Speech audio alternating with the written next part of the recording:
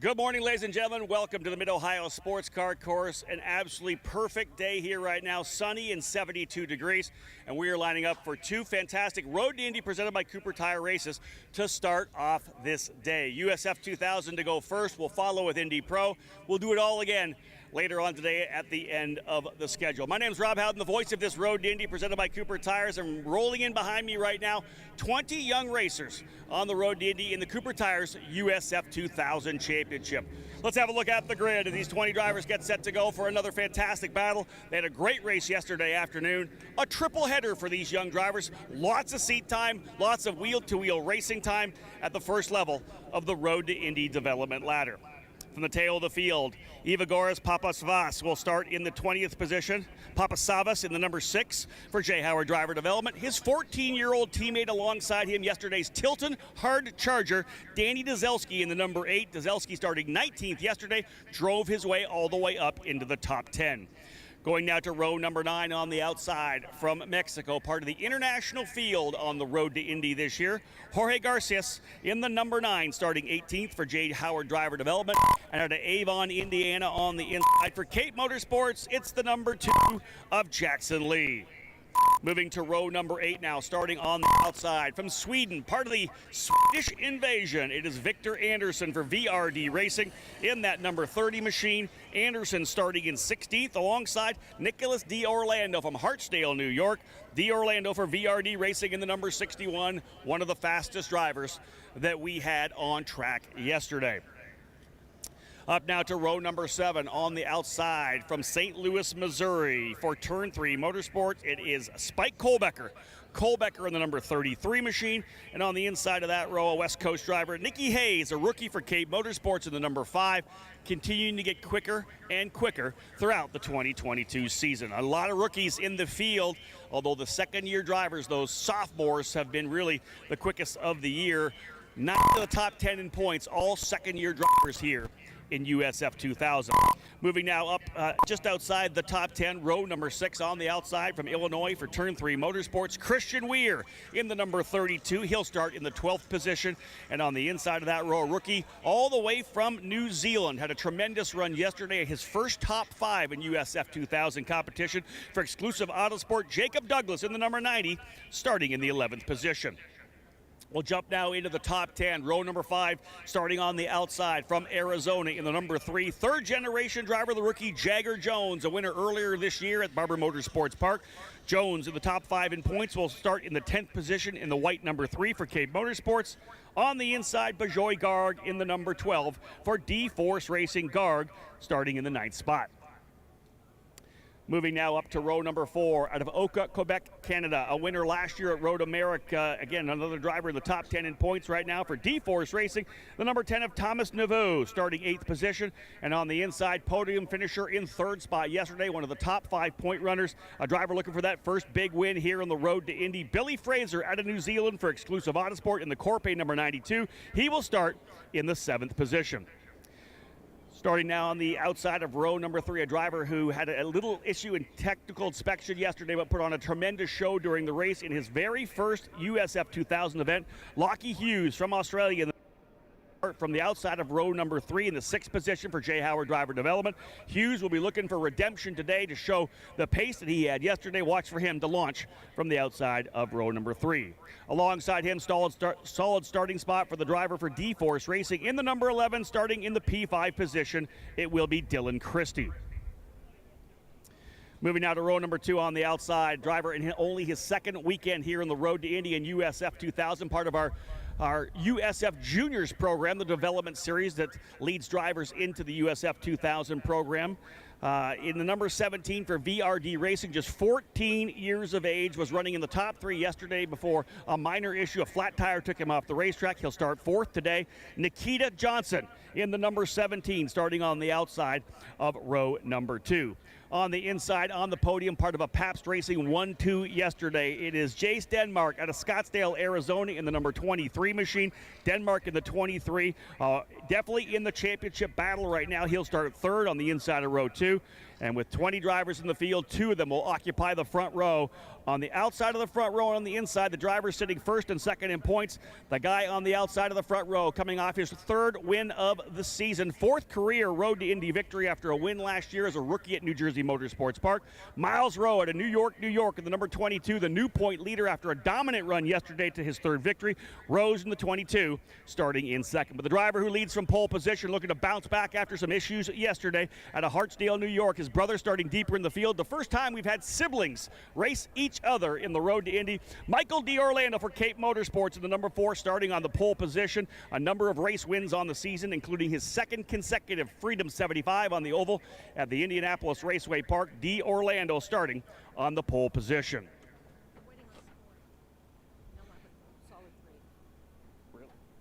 So it'll be D'Orlando and Rowe on row 1, Denmark and Johnson on row 2, Christie and Hughes on row 3, Fraser and Naveau on row 4, Garg and Jones on row 5, Douglas and Weir on row number 6, Hayes and Kohlbecker on row 7, D'Orlando and Anderson on row 8, Lee and Garcias on row 9, and Zazelski and Papasavas on row number 10. I had mentioned the international field, and we just kind of look down through here and see the drivers from Australia like Lockie Hughes, the Kiwis and Billy Fraser and Jacob Douglas. We've got a Mexican driver, Jorge Garcias, as well. And of course, the Swede in Victor Anderson. We have more international drivers in the Indy Pro 2000 category as well. Just about 3 minutes away from firing things up down here on pit lane. 20 drivers ready to light up these Elite engines. Everyone with the same spec engine built by Elite Engines out of Wisconsin. Stephen Logan Knapp putting these engines together for the spec program. All the drivers in the same chassis as well, the Tatis USF2000. And all 20 of these drivers set to go for another great battle here today. They're going to have to do it again later on, as we have 2 more races for you to cap off the day. So essentially, the morning show for you and the afternoon show for the Road to Indy, the first 2 rungs of that great program. All of these drivers, of course, chasing the scholarship, and that is the biggest part of this Road to Indy. If you win a championship, you win a significant money scholarship to move up to the next level. So USF2000 drivers winning over $370,000 to be able to move to Indy Pro 2000 in 2023. Same thing with the Indy Pro drivers. They get a chance to win a scholarship worth over $650,000 to move into Indy Lights. And as we've seen over the past couple of years with the likes of Kyle Kirkwood and Pato O'Ward, the scholarship for winning the Indy Lights Championship, over $1 million, 3 guaranteed races in the NTT IndyCar Series, including the Indianapolis 500, but we have seen so many of those drivers in recent years being able to sign season-long deals. Kirkwood and Pato O'Ward, of course, the most notable coming out of the gate. Kirkwood, of course, winning last year and running this year for AJ Foyt Racing. Again, 20 drivers set to go here, and we're almost ready to fire these drivers up for what should be a fantastic battle here today. Michael D'Orlando and Miles Rowe, the primary title combatants right now, starting on the front row as they did yesterday. Rowe able to get through the opening couple of laps, a very heated and hectic opening couple of laps to run away to a solid and decisive victory. D'Orlando suffered a bit of damage and fell back, but was able to get back on track and set the fastest lap of the race to get a bonus point there. He will want to scrap his way back and get a win here to, again, try to pull even with Rowe in the battle as we head to the final races of the year. 2 races today, 2 in Toronto in 2 weeks on the streets of Toronto, and then we'll cap it all off with a triple header at Portland International Raceway on Labor Day weekend. Again, absolutely Chamber of Commerce weather to start off the day here now. 72 degrees trackside, blue skies, and these drivers ready to fire things up. It'll get a little hotter, I think, when they roll things up here. But as I said, folks, we have 20 drivers getting set to go, and it's almost time to fire up these Elite engines. Joining me down here on pit lane right now, one of our guests from Cooper Tires to give the command, Shannon Hadding. Road to Indy drivers, start your engines. And with that, engines come to life on pit lane. Time to go racing with the Road to Indy. We'll send it back up to John Phippen. I'll be in the booth momentarily with Joey Brienza, one of our drivers from Exclusive Autosport. It's time to go racing with USF2000. Thanks, Rob Howden, as we are watching the cars come to life here on the pit straightaway for the second of 3 races for the weekend for the USF2000 drivers. Miles Rowe taking over the points championship with that win yesterday, his 3rd on the season. Michael D'Orlando, as Rob mentioned, with an issue early in the race, second lap of the race on his way back, as Chase Denmark hangs on the third spot. Billy Frazier had probably the most impressive run, as he also got caught up in somebody else's incident, dropped back early, and just kept picking off places all the way through the race. Finishing in the top 5 was Billy Frazier. Jagger Jones, a winner this season at Barber, still 5th in the points championship. Bijoy Garg, as we mentioned, in 6th. Thomas Nepfo, Christian Weir, and Spike Kobecker swapped places. Christian Weir moving up to 8th in the points championship on the strength of his finish yesterday. Kobecker dropped back to 9th. Jackson Lee also moving up a spot, as does Victor Anderson, Nicholas DiOrlando, and Nikita Johnson, all on the strength of their good finishes in yesterday's race. So looking forward more of the same for this one and the finale coming up this afternoon at 5 o'clock. These drivers mentioned in the identical Tatis 22 chassis, the Elite prepared 2-liter motor. These cars making about 170 horsepower, thereabouts.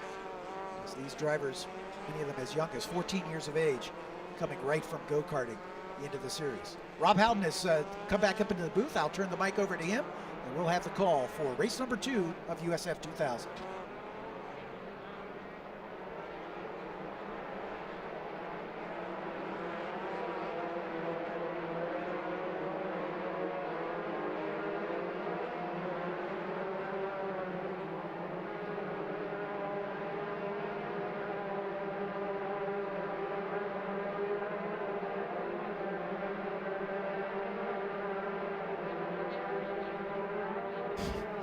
So indeed, drivers have worked their way back on. Thank you so much, John, for help there. Making the quick run from pit lane up to the booth here at Mid-Ohio. Drivers getting set to go. Michael DiOrlando alongside Miles Rowe. Field now set. Tail stragglers need to get up there and get part of this action. Side by side, they'll get the green coming off the final corner of the racetrack, and we are racing. Green, green, green for the first of 2 USF2000 races today. They'll work their way down into turn number 1. Clean through thus far. Run down to the keyhole now. One driver dropping a wheel on the exit of the corner. You see the big dust up coming out of 1. 3, 4 wide. Driver looking to go to the bottom. One driver up and over. There's going to be contact there. One of the J. Howard driver development cars, I think, off to the inside of the racetrack onto the grass. Made contact with one of the D-Force cars, I think. Look at everybody able to come back on, though. Surprising. Again, working their way down the front straightaway. Driver there, hard contact with the J. Howard car that went down to the inside. Aggressive front the first time down into turn number 4, into the long back straightaway here. Another driver spinning further back. Driver around on the exit of turn number 4. So a little bit of action here, but everybody continuing so far. Attention, the driver number 32 going around Christian Weir with the driver spun down in turn number 4. So Weir dropping the wheel on the exit of that corner. Thankfully, Christian Weir able to continue, and we stay green. Give you a look at the top 10. They come through. Oh, there's another driver having a big time trouble. I think that was Nikita Johnson. Top of the hill. That blind corner as you raise over the top. He lost it and went off track. Another driver coming into pit lane here. We'll see who that is momentarily, but a driver to pit lane with some damage, likely the driver who went off track in turn number 2. Opening lap in the books. DiOrlando with the lead. Indeed, it was the number 7 of Lockie Hughes. Lockie Hughes, who finished on the podium yesterday, but had an issue in post-tech inspection. Was the driver who went off the inside up onto the grass in turn number 2. You saw that there. Got contact. The driver he got in touch with, I believe, might have been Weir. So yeah, there you go. Weir into the number 32 with a flat left front tire. So a lot of action here on the opening circuit. Let's take the opportunity now to have a couple of replays of some of the incidents we saw on the opening circuit. We'll bring you up to speed and have a better look at it. Obviously, very quickly in the opening lap. Keyhole, of course, the first incident, we saw that driver come down the inside. This will be the incident here with Christian Weir. Coming outside, looks like there was some contact there from the driver behind him. Weir might have been helped into that spin a little bit. Looks like he was to the left of the racetrack, potentially trying to do a bit of a defensive move, but some contact behind. This is going to be Nikita Johnson going off track, just missing the exit, not even able to get the car turned probably too late on the apex there. He ends up going 4 wheels across the grass. Luckily for him, able to continue. Fell down the order quite a ways though. So a little bit of action here early on. We'll settle things in, get back to it. I'd love that to be able to have a look at that incident that happened up in turn number 2. That was the one with Lucky Hughes off to the inside of the racetrack in the grass. He had nowhere to go once he got on the grass. So maybe we'll find that replay for you and have a look. Otherwise, drivers settling in. There's a trouble there for one of the D-Force cars. That's Dylan Christie. He had trouble turning into turn number 2. That's going to allow Billy Fraser now to move his way up into 6th. So Fraser now into the 6th position. Christie trying to tuck in. You know Fraser's going to drive that car to the bottom of the racetrack in turn number 4. Lucky Hughes back rolling here on pit lane. And you watch that. Oh, contact! Drivers together! That was Fraser and Christie together. Fraser going to continue, but there's probably damage there. Christie almost went up and over. So that'll be it for Billy Fraser. What happened there? The two drivers making contact as they came into the braking zone. That'll be a full course yellow for sure. And Billy Fraser potentially coming to a stop here in the exit of turn number 4. He had made that move to the inside of Dylan Christie. He and Christie somehow coming together into the braking zone, turn number 4. Christie did a 360 in the air. Full course yellow. Full course yellow. Another driver further back dropping a wheel as well. Man, tough for Billy Fraser, who comes into this event after a good run to the podium yesterday, 4th in the championship. That is going to hurt Fraser. I'm sure we'll be able to get a replay of that. 4 laps in, the AMR safety team quickly to Dylan Christie, and luckily he did not go upside down because that car was up in the air. All right, so let's have a look at what happened coming down into turn number 4. Look way back in the back there. Look at the back in like 6th position. They're just coming through the kink right now. Front 4 or 5 drivers have been able to come through. Wait for contact further back. They're side by side. Fraser on the inside, outside, and it looked to me like Dylan Christie may have tried to come across the front. There's a, look out, up on 2 wheels coming back down. I'm gonna expect it's probably right front damage to the car of Christie. All of a sudden he came across the side. Tough to make a call from that far away, but suffice it to say both those drivers having contact as they were essentially side by side coming down into turn number 4. So man, that was a wild one for sure. Let's have a look at it as they come back around. Michael D'Orlando with the lead. We'll reset for you. Miles Rowe in 2nd, Jace Denmark 3rd, Nikita Johnson 4th, Jagger Jones up to the 5th spot. 6th is Nikki Hayes, 7th Jacob Douglas, 8th Spike Colbecker, 9th Nick D'Orlando, and 10th is Bajoy Gard. So joining me now inside the booth, Joey Brienza, a young driver who runs in the F1600 Championship Series with Exclusive Autosport. Done a couple of races in USF2000 this year. 1 race in a couple of venues, trying to hold your rookie status for next year. Tough for you to watch that. I know we'll get more into what you've done this year, Joey, but tough to watch that. That's your teammate Billy Fraser. You know how hard he worked yesterday. Tough to see him go out of the race this early. It's really tough to see that.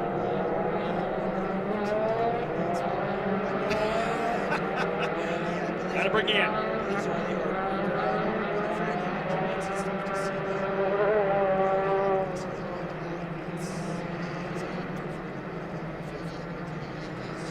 We'll pick this up right now. Hold on. He's coming through right now. Billy Fraser potentially get this car fixed. I don't think so. Left front tire, major damage. It is towed out big time. I'm sure they'll try to go to work potentially to get him back onto the racetrack, but the number 92 of Billy Fraser will bring that machine in. He's going to lose a lap right now. Another lap as they come back through here. So Fraser was able to get himself back to pit lane. They'll see if the team goes to work on it, but otherwise that may be it for Billy Fraser. I think he may have shut that car off. Let's go to this then, Joey. You've run a couple of races, of course, here in USF2000. It is so close. The drivers are so good. You've had some really good runs already, but it's close quarters racing. In all these corners, you guys are super tight. You're on each other. This is the kind of contact that can certainly happen. Yeah, it's once again, you never want to see it, but it kind of comes along with race. And I just think it's part of racing in these really close environments. Yeah, it's right. obviously super competitive because everybody has the same goal. We all want to get to IndyCar, and it's cutthroat. It's if you leave an inch, someone's going to take it. That's exactly that. And again, what we saw there was a little bit of an issue up in the keyhole for Dylan Christie. Wasn't able to get the car turned in and had to re-steer it out. That gave the line back to Billy Fraser. Dylan got a really good run, being able to come back down the hill and had a better line kind of coming out of turn number 2. And of course, got that fantastic run down the straightaway. Let's have a look at this right now. We're going to do, I believe, a zoomed-in shot of this. We'll see the contact between these two drivers. And I'll step back. I don't want to make any thoughts on what happened. But you can see them pop up there, running side by side. And this is very likely, it's going to be that wheel-to-wheel contact. Yeah, that's probably going to be left front to right rear. And that spun Dylan Christie around. And like I said, very lucky that he did not go upside down. We saw the left front damage to Billy Fraser when he rolled in here to pit lane. So tough for both of those drivers. We're coming off pretty good runs. Dylan Christie currently 12th in the points.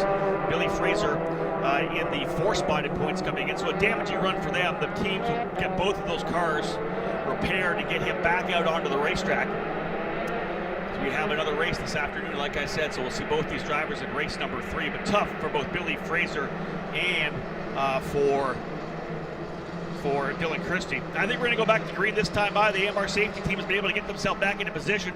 And indeed, we are rolling. Just lost 3 laps there for the incident down in turn number 4, but we are back to racing. As I said, D. Orlando jumps on the loud pedal, works his way up into turn number 1. Miles Rowe tucking in. Rowe right behind him on the gearbox. Do we see a pass potentially coming down into turn number 2? Will D. Orlando run the defensive line to the inside? No, he'll do the race line. In fact, he's got himself a little bit of room, at least probably a car length coming down into 1. Everyone else stacking and packing. Lockie Hughes back out onto the racetrack, and he is rolling once again. They were able to get the new wing put on Lockie Hughes, but he is, I believe, a lap down. Billy Fraser indeed out of the car. I don't see the crew working on that machine, so Fraser will be officially classified down in 19th position. He'll be looking for a redemption this afternoon. A little more of a defensive inside line there for D. Orlando coming down into turn number 4. So, although look at the outside run here, an over-under potentially for Miles Rowe. He'll go down to the bottom of the racetrack, and Rowe is your leader. Book it, he's through. Chase Denmark gets passed as well, so past racing goes 1-2 again. Rowe to the lead, Denmark into second. D. Orlando slotting back into third with 14-year-old Nikita Johnson right on the gearbox. Johnson getting pressured aggressively here too by Jagger Jones. Nikki Hayes right in there, the best we've seen out of Hayes here in 2022. So Field settling in after the initial incident. Almost some issues there for Jagger Jones as he drops a wheel. Jones had a couple drivers having some trouble coming up and over the hill here. Here's a pass further back. That's the number 2 of Jackson Lee going after Bajoy Garg. He'll go to the inside. Lee's going to get that position. That'll be for top 10. So Jackson Lee, who started back in 17th, some attrition and some aggressive moving forward for Lee. He's into the top 10. Joey Brienza joining me here again, one of the USF2000 drivers for Exclusive On Sport. We'll see him in the program next year, full-time program. Coming up out of Thunder Valley, Joey, we've seen a couple guys have trouble there. People don't realize it's how much of a blind corner that is. You really have to kind of pick your line, hope it's right, because when you get over the hill, you're heading right to the exit point. Yeah, it's that's honestly my favorite corner on the track. Yeah, I love it. It's super high speed. You go in and you carry about as much speed as possible and hope the car sticks. You ever have any trouble like these boys have so far? Have you dropped the wheel there yet? If you haven't dropped a wheel there, you're not trying hard enough. I love that. I always say, you don't know where the edge is until you go over it. Exactly, right? Yeah. Again, Joey Brienza joining me here in the booth at Mid-Ohio as we are running our second USF2000 race of the weekend. One more coming later on this afternoon. We'll cap off the day with USF. A couple races as well for Indy Pro 2000. Indy Pro 2000 coming right after this one. Back-to-back Road to Indy races for those of you who are enjoying the morning here at Mid-Ohio. Hopefully those of you camping made it through the winds last night, but will enjoy yourself a gorgeous day right now. As I said at the start, up to 74 degrees right now. Just beautiful blue sunny skies. Awesome day of racing here at Mid-Ohio. IndyCar drivers back out for another session. So again, USF2000 drivers coming back onto the racetrack with a vastly different track because of the IndyCar rubber that's already gone down. They did that yesterday as well. The first time they went racing and down into turn 4 at speed side by side was right after the Indy cars. So a track totally different than the testing they had on Thursday, and of course practice qualifying on Sunday, or rather on Saturday as well. So listen, Joey, let's go to you and ask that question, because you've run a couple of races with IndyCar, one of them being Road America. How much different is the racetrack before IndyCar and after IndyCars? Is it that much different? And if so, tell me that. Give me some insight on that. Yeah, the track changes a lot. IndyCar has much bigger tires. I mean, our rear tires are like a fraction of their front tires. Their tires are massive. So does it change the entry? Is it more mid-corner grip? Where do you get more grip or less grip? Is it greasy? What's the feel in the car? Honestly, there are so many different variables that it changes track to track, weather to weather. Sometimes it can make the car more loose. Sometimes it can make the car really, really tight. It has a lot of variables in it. But one thing, I have a great engineer under my team, Lou D'Agostino. He's got like triple the experience of my lifetime. So when you have a great guy like that working on the cars, even when the rubber comes down, he's always going to give you a good car to go through it, because the track does change a lot with that grip. It's a whole new variable. And that's it. We've talked about this before. Really going into it, you guys are obviously surprised by it, but the engineers have to have the experience to understand what I need to do to this race car, knowing that the grip levels are going to be up because of IndyCar, and it really relies a lot on the engineers to come up with that exact setup. And like Joey said, there is a lot of variables. The tracks can be incredibly different. This one here, Mid-Ohio, well known for the fact that the weather changes during a weekend can drastically change it. It can go from really grippy to really slippery just by a 10-degree change, cloud cover, whatever it may be. So any day could be a different day for the drivers here in the Road to Indy program. We did see Michael D'Orlando get by Jace Denmark, and he actually brought Nikita Johnson with him, so a bit of a swap up top there as Joey and I were talking about the track itself. D'Orlando, who had fallen back to third, able to get back by Jace Denmark. He's back into the second spot, Johnson third. Nikita Johnson was running P3 yesterday, but some contact, I believe, with he and Jace Denmark ended up getting a flat tire for him, dropping him to the tail of the field. So coming off an 8th place finish at Road America in his debut weekend, the 14-year-old has been impressive in trying to work his way up front here. So quick out of the gate for VRD Racing. Johnson running in third, Jace Denmark fourth. Nicky Hayes and Jagger Jones in 5th and 6th. Hayes able to get by Jones to move Hayes up to 5th, Jones to 6th. Another top 10 run so far for Jacob Douglas in 7th, Nicholas D'Orlando in 8th, Spike Kohlbecker 9th, and Jackson Lee, who started back in the 17th position, has been able to work his way up into the top 10. So a good run here for Jackson Lee, no doubt about it. But again, the impressive drive here for Nikita Johnson in the number 17 machine out of Gulfport, Florida. And he's been running in our USF Juniors program. We're actually here next week. If you're a Mid-Ohio race fan, you plan on being here with the NASCAR Truck Series next week. We're here with the USF Juniors. It's our development program that prepares drivers to move into USF2000. We're going to have a great field of cars next week, potentially 18 to 19 cars on track in USF Juniors. And again, those are the drivers you'll see work their way into USF2000 next year, 2022, or 2023 and 2024. Brand new race car for that USF Juniors program next year. Very similar car, same chassis as the one you're seeing right now. Very similar car to USF2000. A little less horsepower, a little less aerodynamics. A car that's a little easier to drive for the young drivers. There's a mistake by Nikita Johnson once again. Johnson goes off into the grass. He has struggled coming up out of Thunder Valley. So again, in turn number 11, he has trouble, goes 4 wheels off, and will lose a couple of spots. Eventually really only lost 1 spot, which is surprising, but I have a feeling that Hayes, Jones, and Douglas may be able to take advantage of that, because coming back onto the racetrack, he was going to lose a lot of forward bite. Another dust up further back in turn number 1. Yeah, indeed, one driver's gone through. I think that may be Hayes who has gone through. Nikita Johnson losing a couple of spots there, going off track. Jace Denmark and Nicky Hayes able to get through. So a lot of racing happening so far. We're just past the halfway point. 11 laps down, 20 laps the distance, 9 to go. Again, Joey Brienza from Exclusive Autosport joining me up here. Joey, how easy is it for to make a mistake, especially when you're a rookie driver? You talked about pushing hard. If you hadn't dropped the wheel in turn 11, you haven't pushed hard enough. Are you pushing that hard? Is it the knife edge all the time where you can make a small mistake here and there and other guys are going to capitalize? I mean, there's a balance. In qualifying, you got to leave everything on the table. In qualifying, especially at this track, I believe the top 10 or 11 were within 3/10, Right. which that's ridiculous. That's insane. So, you got to leave everything on the table in qualifying, because if you leave a little bit here, a little bit there, it adds up to a 10th, and that's like 5 positions, which, especially at a high downforce track like Mid-Ohio, you need every spot you can get in qualifying. Yeah, you're saying the high downforce, right? That's the difference between like a Road America. You maybe trim it out a little bit for the long straightaways, right? Here, there's so much downforce, and you're really railing it the whole time. Yeah, the aero wash off the back of the other cars is way more magnified here than it is at a track like Indy or Road America, just because you run more of a high downforce setup due to just the nature of the track. More turns, less straights, you need that extra downforce. And, it's in the race, back to the mistakes, it all depends on your position.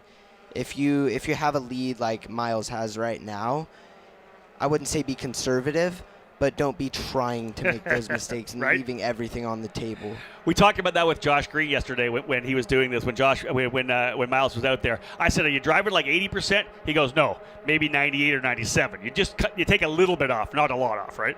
Yeah, instead of being right on the dirt, exiting some of the corners, you leave like an inch. An inch, as opposed to being right on the white line.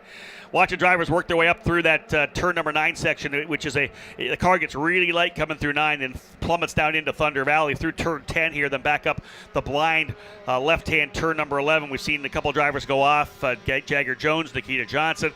Otherwise, the front driver's kind of settling in right now. It's a 1.1 second lead for Miles Rowe, looking to extend his championship point lead over Michael D'Orlando. Jace Denmark in third spot will be another podium for Jace. Again, working his way. He's had 2 podiums in the last 3 races.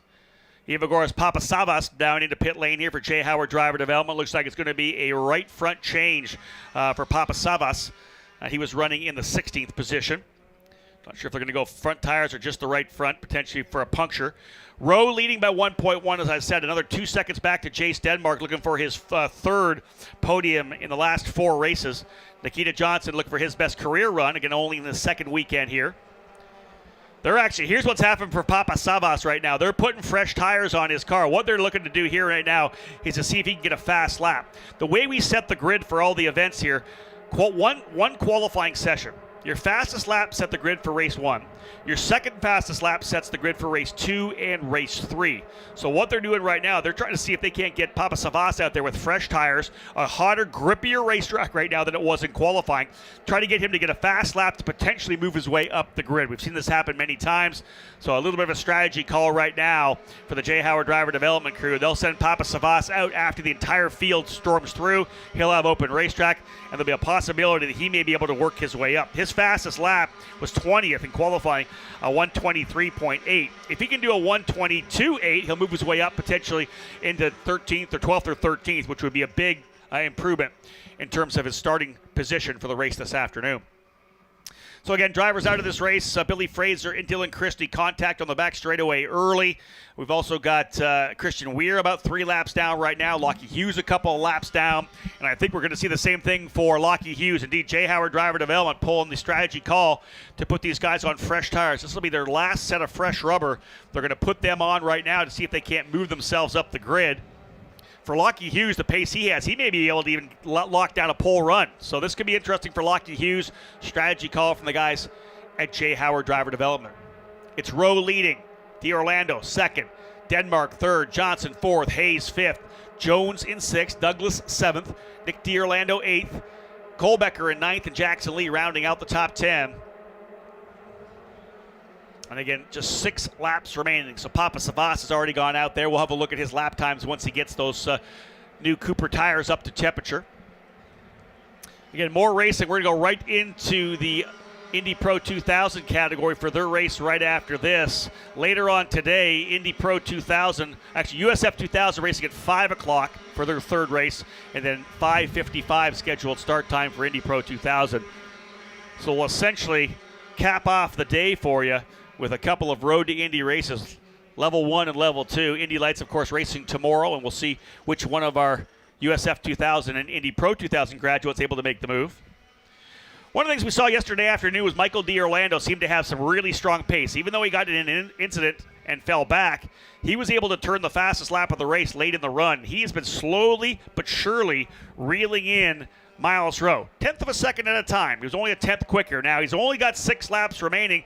Once he gets close, as Joey had mentioned, you'll get that aero wash. So much downforce powered into these cars. Here's one of the best battles on the racetrack right now. That is the number 3 of Jagger Jones, who's got Jacob Douglas working him over. Right behind him as well, Nicholas D'Orlando in the VRD Racing number 61. So Douglas, who got a top 5 finish yesterday, looking to push Jagger Jones here for P6. And Joey, you run in the F1600 championship, and I know you got great success there, a lot of great experience. So many drivers have an F1600, but when you start getting momentum off of good finishes, this is what we're seeing out of Jacob Douglas right now. He struggled a bit early in the season, but coming off a really good run at Road America, and a top 5 yesterday, he's got confidence now. Yeah, momentum is really key, and more than momentum, it's confidence. Yeah. You get a top 5, and you go into the next race, and you're like, all right, I got a top 5. I mean, I can get a top 3. I can do this. Yeah, you get on the podium, and you're like, wow, top 3, like, winning isn't that far off. That's so it. confidence builds on yourself, and your mind is really, really powerful. So if you think you can, you can. And Jagger Jones already a winner at Barber Motorsports Park. Again, as I said, Jacob Douglas coming off that top 5 finish yesterday. He's built a bit of a gap back to Nicholas D'Orlando, rather. So we'll see what happens. Last time by Michael D'Orlando, just a 100th of a second quicker than Miles Rowe. Miles, who comes into the event now with an 18-point lead, his 4th straight podium finish yesterday, and his 3rd win of the year. You saw Nicholas D'Orlando drop a wheel there coming out of turn number 4. A lot of dust up there. That's going to give Jacob Douglas a little more breathing room as he tries to attack on Jones for P6. So drivers really hanging it out right now as we come into the last 5 laps of this 20-lapper. Just the one yellow flag early on. AMR safety crew getting that thing cleaned up quickly. Only 2 laps we lost of our racing with that yellow flag. So kudos to the AMR IndyCar safety crew for getting that done. And it was a pretty heavy shunt with Dylan Christie and Billy Fraser.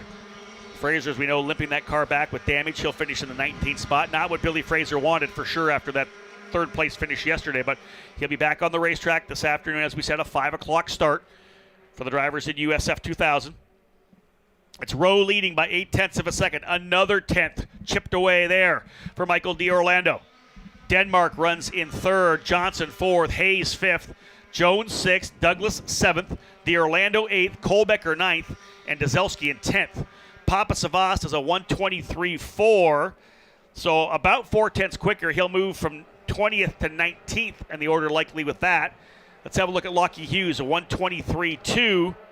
That's still not going to be enough. That's not going to do anything for Lockie moving him forward, even though they put the fresh tires on. Give him some time, though, to get these heat built into these Cooper tires. We're not done with both those drivers who are essentially on qualifying runs to try to improve their starting spot for race number 3. Good battle I'm seeing right now here as well between Jones and Douglas, as we said. Look at the fast laps of the race. Indeed, a 1:22.5. Christian Weir did the same thing. They put it on there. Christian Weir did a 1:22.7. Weir's got a chance to potentially work his way up into the top 10. He's doing that qualifying run as well to try to improve. He just did a 1:22.50. So he's going to go up to P9 right now. Started in 12th spot. So a potential top 10 starting spot for Christian Weir as he's picking that up. Joey Brienza picking that up as he watches it on our live timing. And again, great racing so far. Hayes having a good run here as he was able to get by Jones. A lot of the field kind of spreading out now. It's 0.7 of a second for D'Orlando with 3 to go. He closes consistently. Another 10th quicker last time by. There's the gap into turn number 4 rather. D'Orlando closing. And in his mind, he knows that right now Rowe would likely pull away by about 6 points. 30 points for the win, 25 points for second, but a bonus point for leading the most laps. Rowe's already got that done. What do we got for fast lap of the race right now? That's Weir, so that'll be a point that neither of those drivers can grab. So Miles Rowe looking to extend that championship. And remember, we have the race this afternoon. After that, just 5 more races. 2 on the streets of Toronto in a couple of weeks, and a triple header at Portland International Raceway on Labor Day weekend, the season finale. So this thing's coming down to potentially these 2 drivers scrapping it out. But Chase Denmark's still in there. Billy Fraser could be if he's able to fight back this afternoon. Getting down to potentially 3 or 4 drivers maybe 5 still in the championship fight because there's still lots of points up for grabs, over 150 points up for grabs. Oh, being told full course yellow. Full course yellow. Something's happened on the racetrack. That will lock down the grid, and with just 2 laps remaining, I assume we're going to call it. 2 laps remaining, full course yellow, and right now unsure of why we've gone yellow here at this point.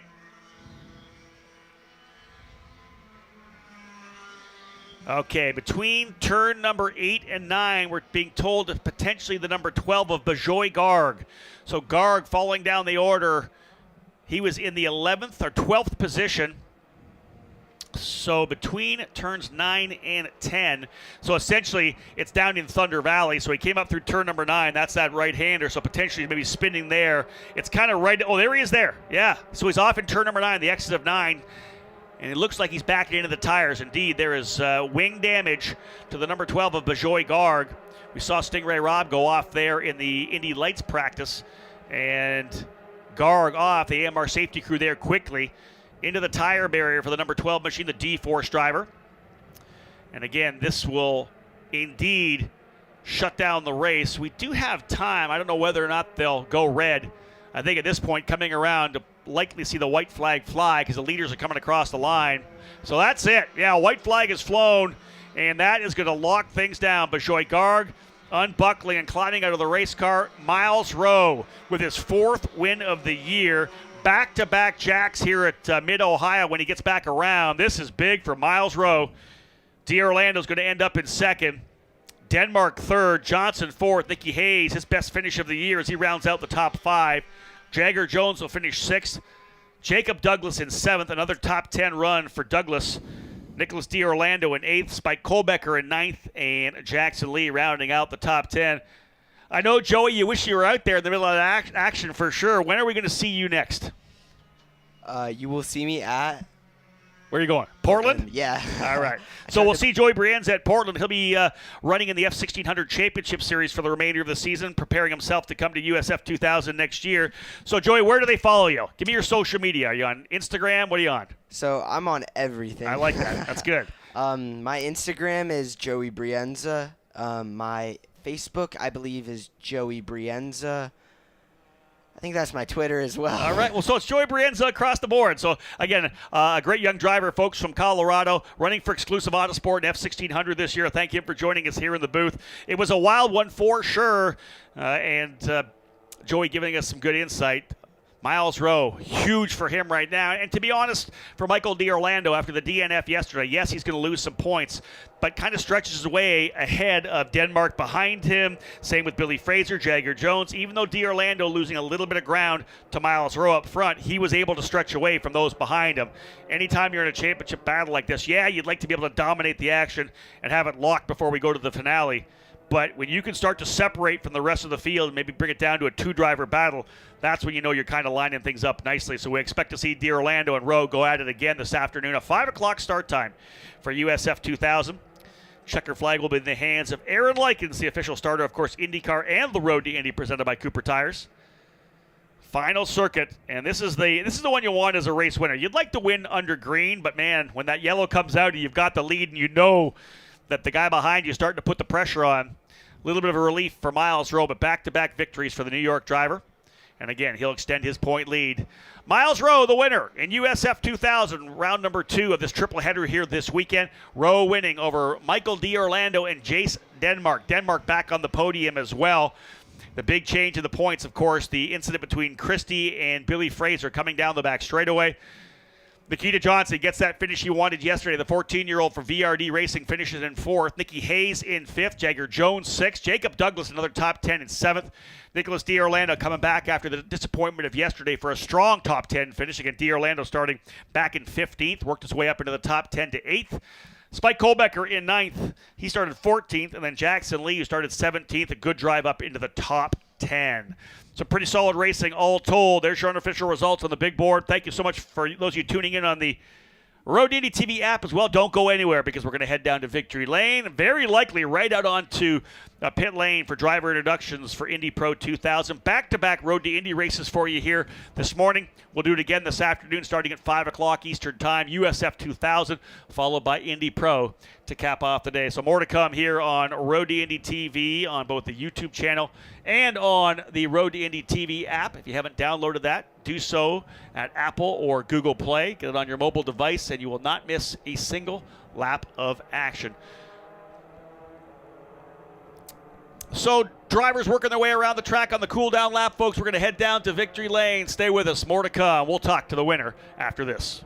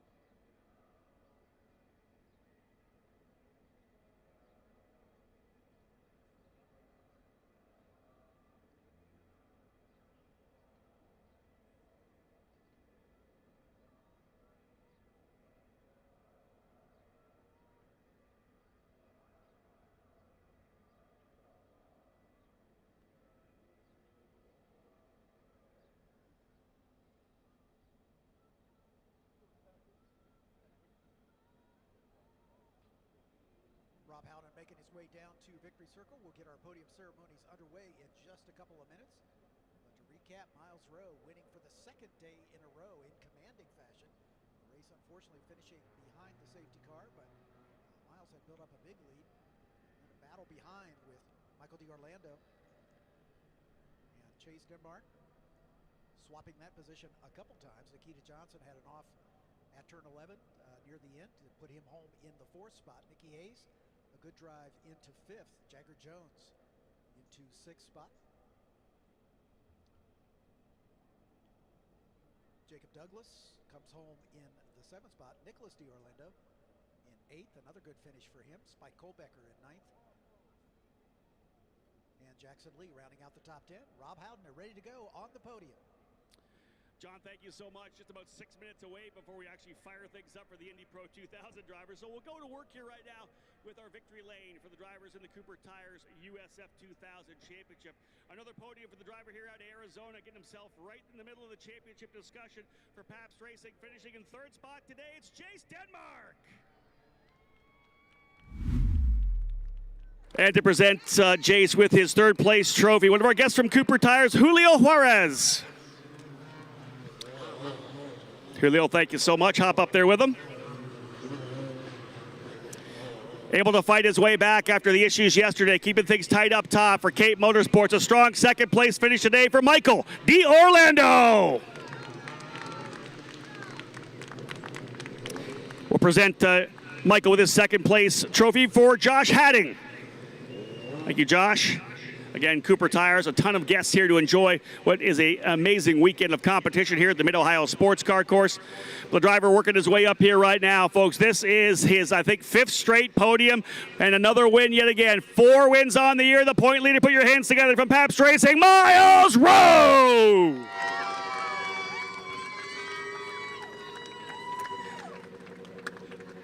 Miles, a quick chat with you right now. Not quite as easy as yesterday. You were able to pull away. This time, Michael was behind you the entire time. Tons of pressure. Yeah, Michael had a lot of pace there at the end. We were definitely going to enter into some kind of battle at the end, I know for sure. But, you know, it was good car. We still had Pabst Racing and a Penske Entertainment 22 car. And all we had to do is keep hitting our marks, and that's what we did. And we came away with another win. Once again, going out on the track after IndyCar, how was the track itself? Was it grippy? Was it slippery? I know things not too hot today. It'll get hot this afternoon. Yeah, definitely with it being, you know, earlier in the day, there was a little bit more grip on track, and we had to adjust the car for such, and the team did a great job to do that to keep me up front. Well done. Get on top. We'll get you a trophy. Fantastic run for Miles Rowe. Another win, back-to-back jacks, and to bring his trophy in, Austin Hadding with a 1st place trophy. I'll tell you, Miles adding to the collection. His 4th win on the season, 5th career victory in USF2000, and a point lead heading to the 3rd race of this triple header this afternoon. After we're done here at Mid-Ohio, just 5 races remain in the 2022 championship. 2, a double header on the streets of Toronto, and then Labor Day weekend, the triple header at Portland International Raceway, the season finale. The cream starting to rise to the top here in this USF 2000 program, all chasing that scholarship to move to Indy Pro 2000 in 2023. Again, these drivers will have to do it all again. As we said, they'll get back to the trailer, sit down with their engineers, debrief on what they could potentially do to make these cars just a little bit better. They're all chasing Miles Rowe right now. Same with Michael D'Orlando. He was coming at the end. There's no doubt about it. He needed a couple more laps. He needed it to stay green to the end. But it seems like D'Orlando in that second half, maybe the even last quarter of the race, was about 1/10 of a second quicker each lap. That bodes well for them being able to make that final little adjustment to put D'Orlando into a side-by-side battle with Miles Rowe. It's going to be a tremendous run. Rowe, though, showing great consistency on the weekend, and he extends his point lead, as I said. Indy Pro 2000 drivers have worked their way out onto the racetrack right now, and will be going to the command to fire those engines momentarily. Again, drivers in Indy Pro, the 2nd level of the road to Indy, about 13 cars set to go racing here right now. Just about 2 minutes away before we fire things up with the drivers here in Indy Pro 2000. We're capping things off here with USF 2000. We'll have the champagne spray coming soon. And it's been a tremendous day of competition to start things off. A couple of yellow flags there, but nonetheless some pretty great racing all told. Again, less than 2 minutes before we fire up the engines for Indy Pro 2000 for their event as well.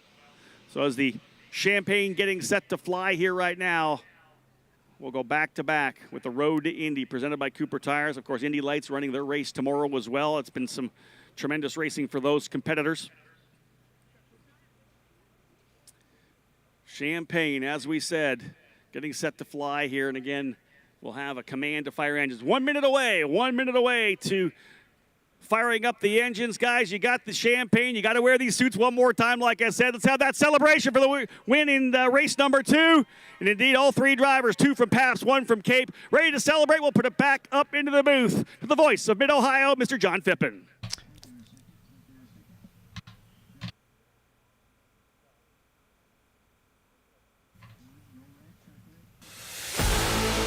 Thanks, Rob Howden, as we are getting ready to kick off.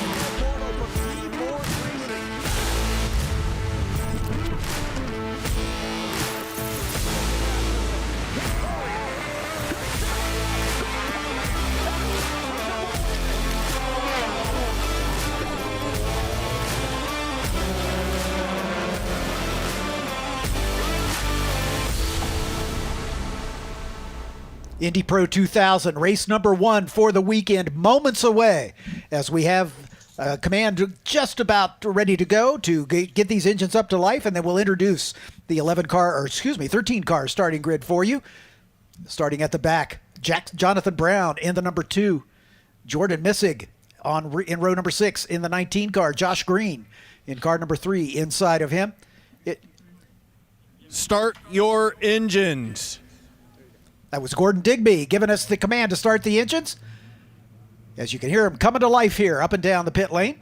Continuing with the starting lineup in 10th, the row 5, Braden Eves, local driver from New Albany, Ohio, in 10th position in the number 4 car. Salvador de Alba in the car number 6 will start inside of him in row 5. In row 4, Wyatt Brkacek in the 92. Next to him, Jack William Miller in the number 40 car. In row 3, Nolan Siegel, rookie on the series, in the number 8 car. Next to him, Inam Ahmed in the number 47.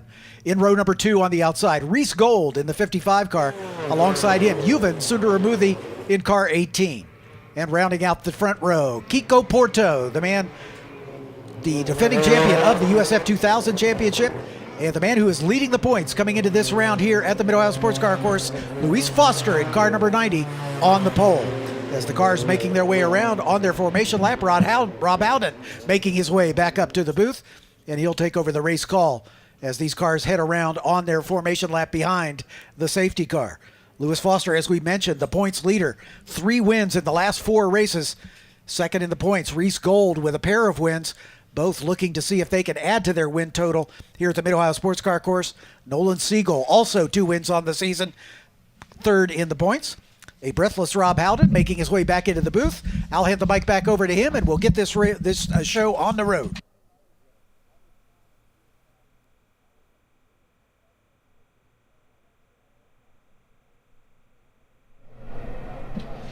John, thank you so much. Indeed, back up here in the booth after wrapping things up with victory lane for the drivers in the Indy USF2000 program. Again, these are the kids you're going to see in Indy Pro next year, getting ready to fire things up.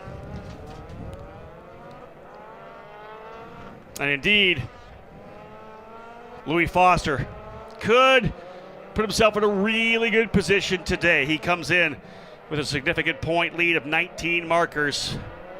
33 is kind of the number you want to hit, because that's the most points you can get on a race weekend. 30 for the race win, 1 for pole, 1 for most laps led, and 1 for the fast lap of the race. So 33 points is the most you can get. So let's say 34. That's that full race cushion. Only 19 right now, but a couple of pole position starts as Louis Foster for Exclusive Autosport, the driver out of England, will be starting on the pole for the second race this afternoon, which is set to go green at 5:55. Kiko Porto, though, what a great starting spot for the driver who won the USF2000 championship last year. He'll be on the pole for race number 2, which is this afternoon. Porto starting third today for this one.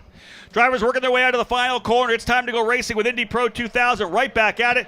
Green, green, green. And a good jump for Louis Foster as he'll work his way down into turn number 1. Nolan Siegel on the outside through 1.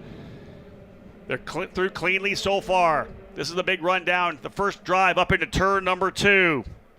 Foster going to keep it right down to the bottom of the racetrack. He'll make Siegel go the outside.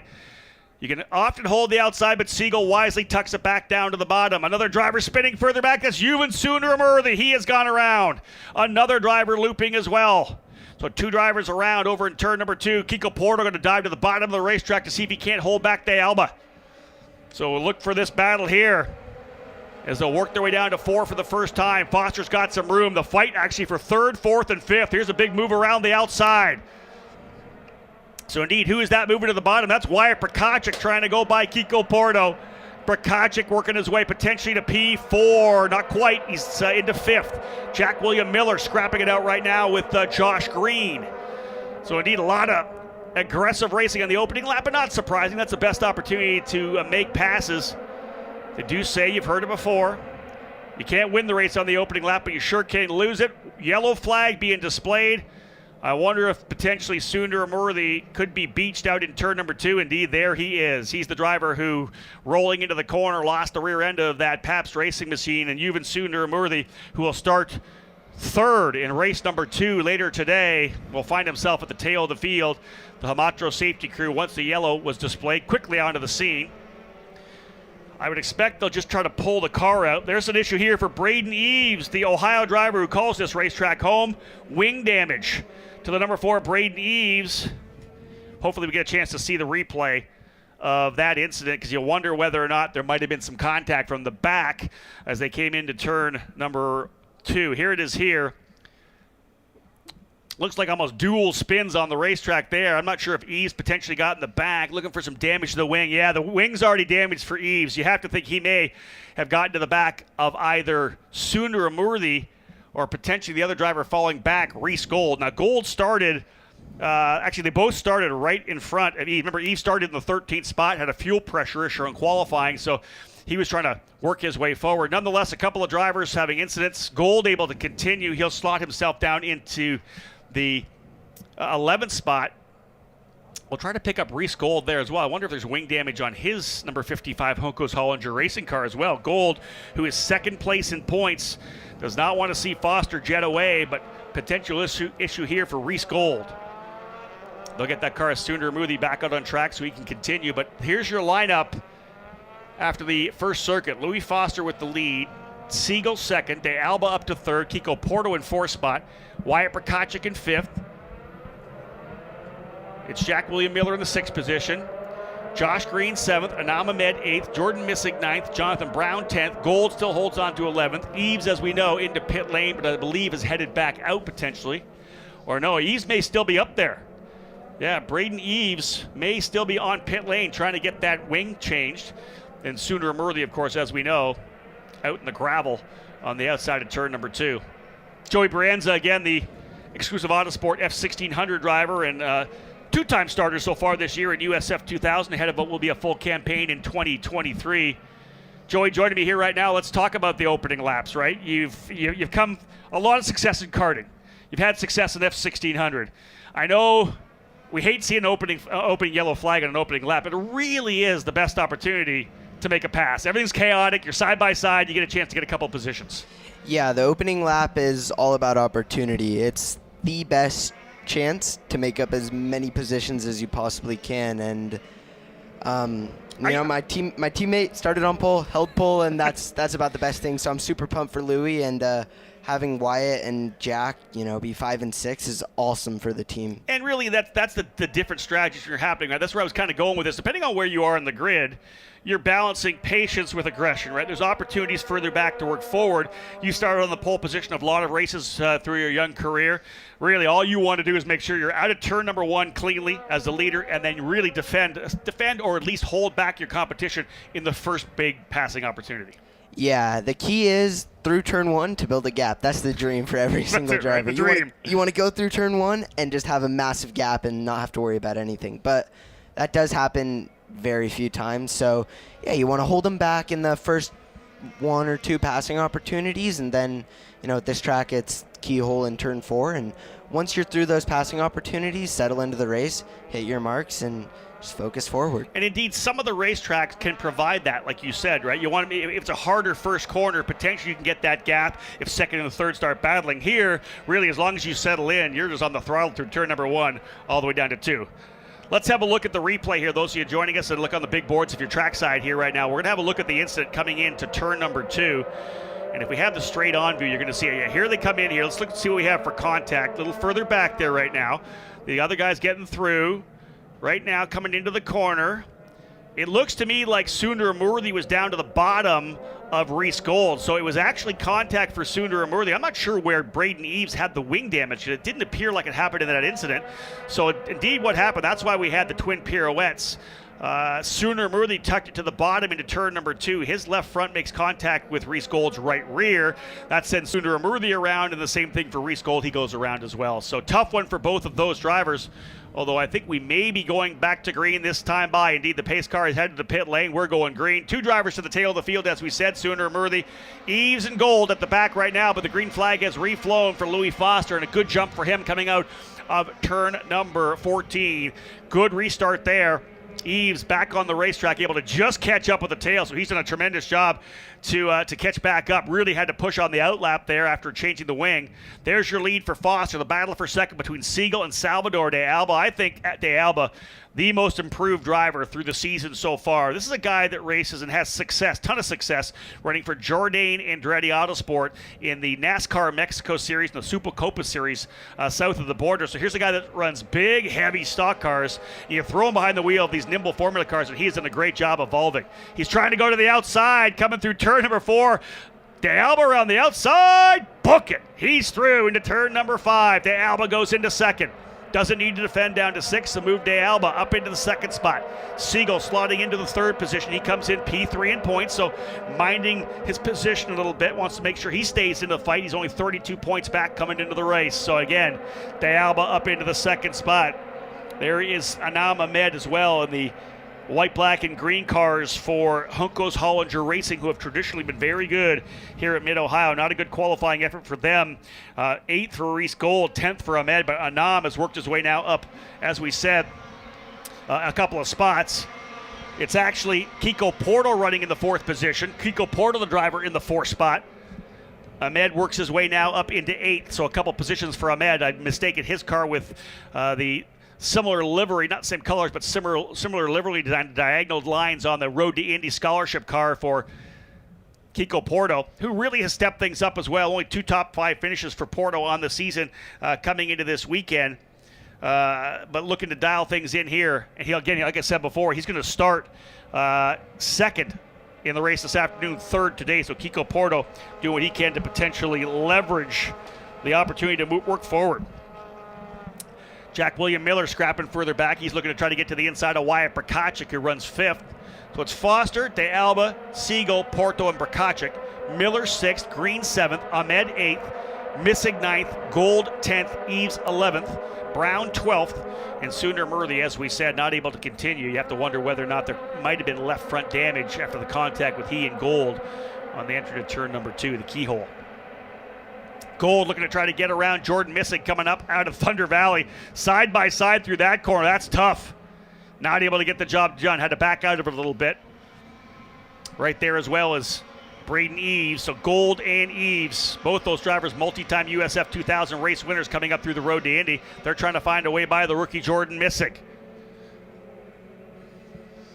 Louis Foster, 2.4 seconds up the road already on Salvador de Alba. So this has come exactly the way Foster would have wanted. He had the speed to qualify on pole. All you're hoping for is some battling for second that allows you to stretch away. That's what Joey and I talked about.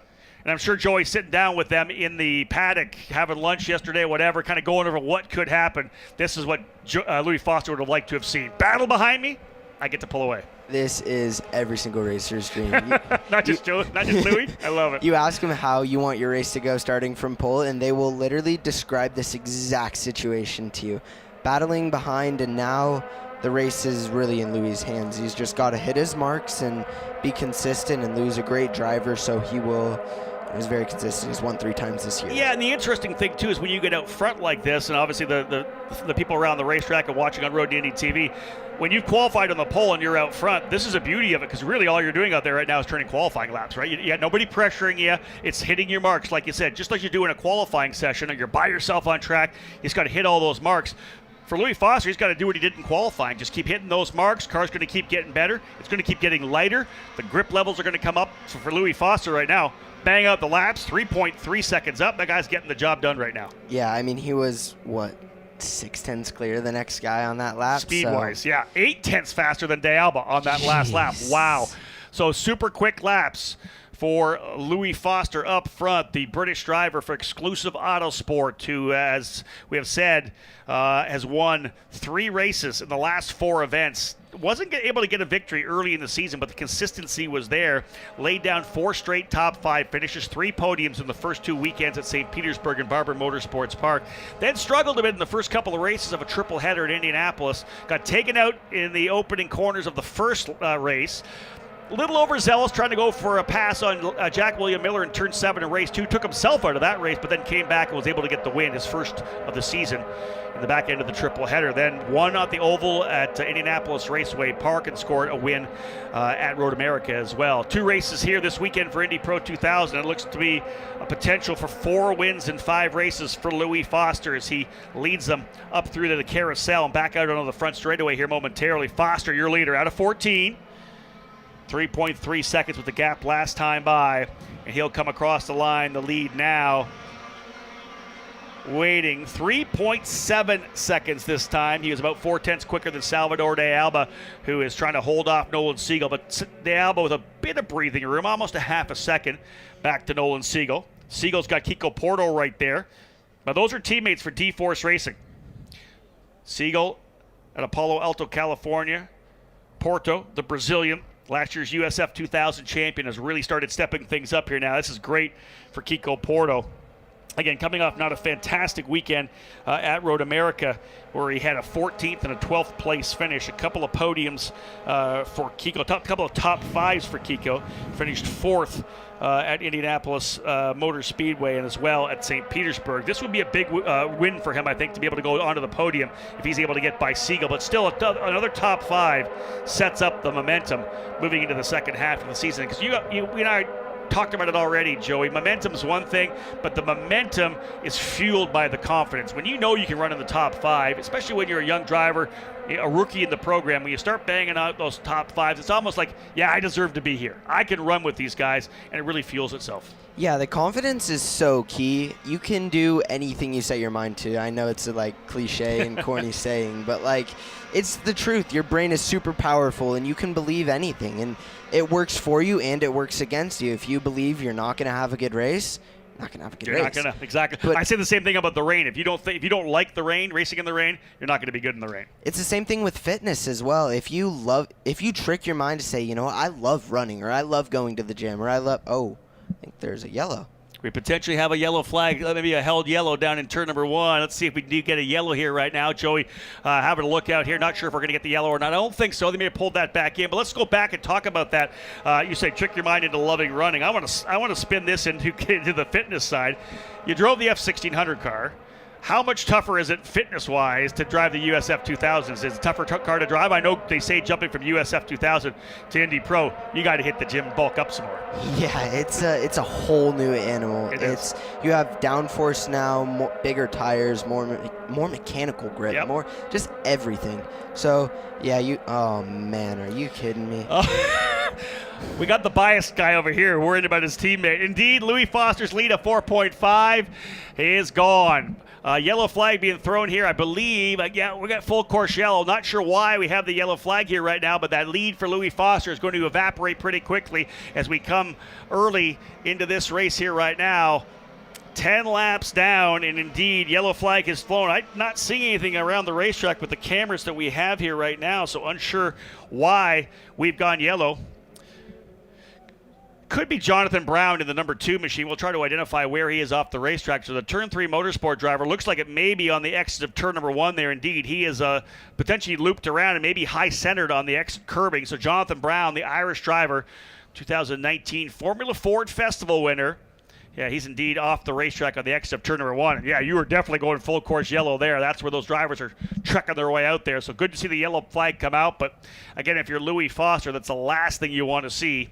For Miles Rowe in the race we just watched, 2 laps to go. Yellow flag's fine because you're probably going to end the race. But only here at the 3rd mark, 10 down of 30 laps for the drivers here in Indy Pro 2000. Not what he wanted to see, although he handled that restart extremely well.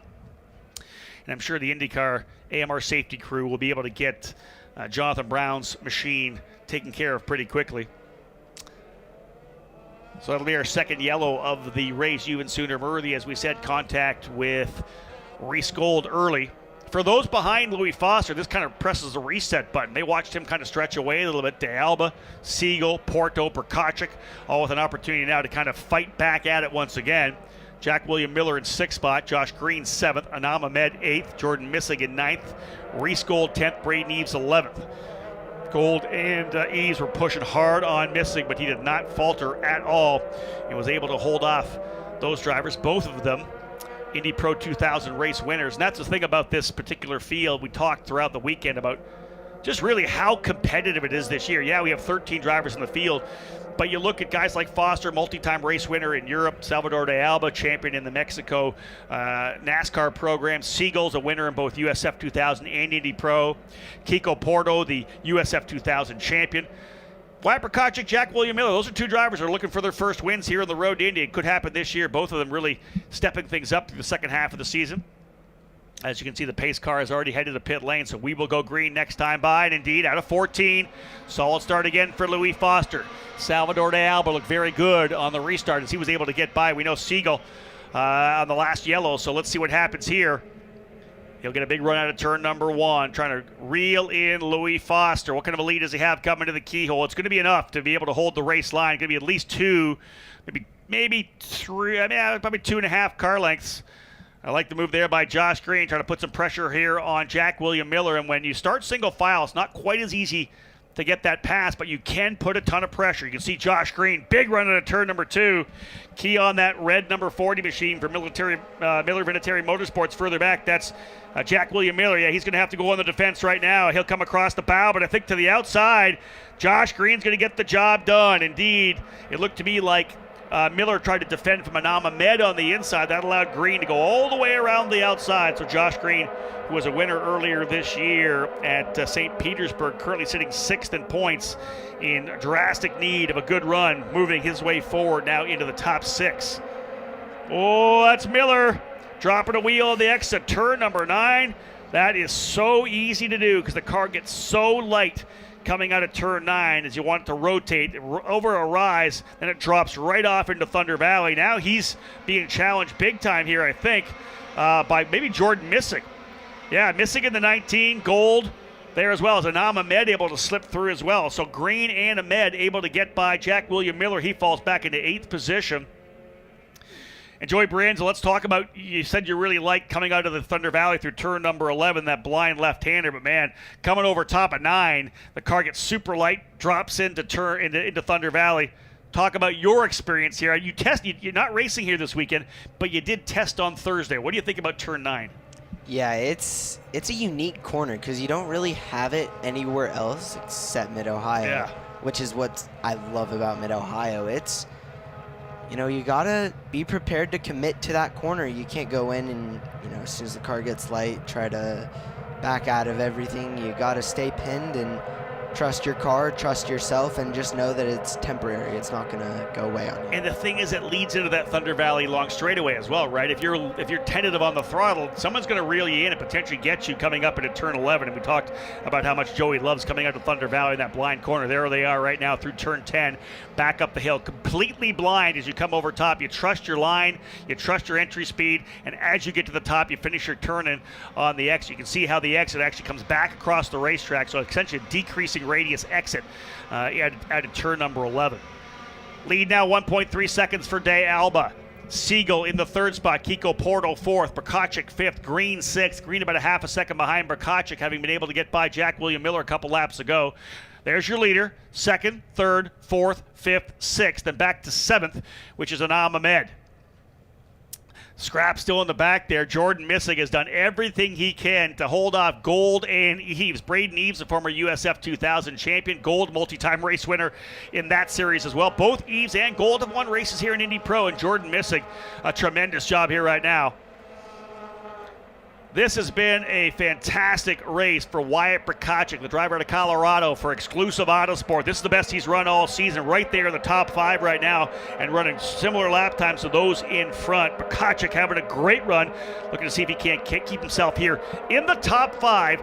The opening race of the doubleheader here at Mid-Ohio for Indy Pro 2000. He is, again, as I said, about 0.4 of a second behind Kiko Porto, but turning very similar lap times, actually almost exactly the same as D'Alba. So a really good run for Wyatt Prokopchik, but he'll have to watch out because Josh Green just dropped down a 119.983. Green trying to reel him in. That would be the battle for P5. Otherwise, second back to seventh, separated pretty much by the same, but a half a second separating everybody. Joey, of course, sighed with disbelief when he saw the yellow flag come out for his teammate Louis Foster up front, but Louis has capitalized on the restart again, a 1.6 second lead. We're at the halfway point when they come back to the stripe here right now. 1.6, as I said. He did a 119.4, and that's the thing. The second fastest lap, a 119.8. Foster, 119.4, and it has been really impressive for Foster here this weekend. Mid-Ohio has been a track where we've seen really good results out of Junko's Hollinger Racing. Exclusive's been good here, but not dominant here. So I think for them, they have to be pretty happy with the way things have played out so far.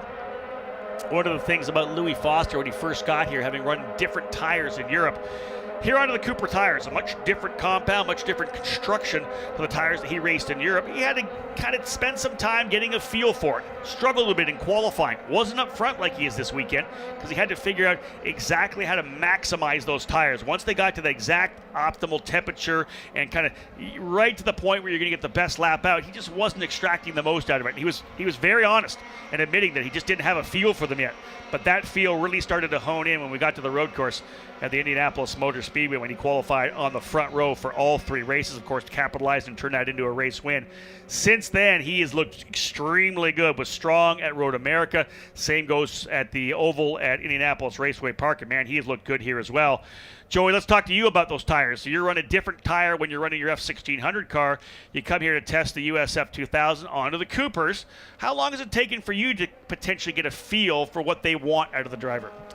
Yeah, the tires I run in F1600 are Hoosiers, and the great thing about the Hoosiers is they're very reliable. What you can go in qualifying, oftentimes you can beat it in race 2 or race 3 of the weekend when you have a lot of time on those tires. So they don't wear as much as the Coopers do. The Coopers have a smaller window of operation that you need to get the tires into in qualifying, and it's tough to figure out that window. You need to be on it on those 1 or 2 laps that you get. And that's the key. That's why those tires are designed like that. Obviously, we want to make sure that you drivers, because when you're moving your way up the ranks, whether it's in Indy Pro, USF2000, or of course what we see in the IndyCar where you have to exactly hit that 1 lap.